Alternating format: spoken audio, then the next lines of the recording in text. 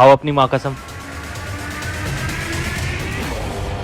तो अब क्या लड़कियां खुद को सही साबित करने के लिए अपनी माँ तक की झूठी कसम खा सकती है? अच्छा ठीक है, मैं तुमसे बाद में बात करती हूँ। अरे वो सब तो ठीक है, लेकिन तुम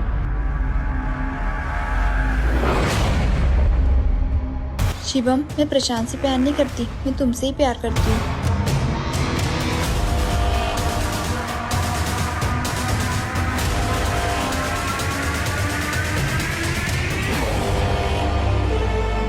अब आएगा मजा। ये शुभम कौन है? बोलो। वो भाई है मेरा। खाओ अपनी माँ कसम। मम्मी कसम। मैं फिर भी तुमको ठीक है, चलो। चाहूंगा, मैं फिर भी तुमको। बड़ी आसानी से झूठी कसम खा लेती हैं लड़कियां, और एक लड़का सब कुछ जानकर भी चुप रहता है, ये सोचकर कि एक दिन तो बदल जाएगी।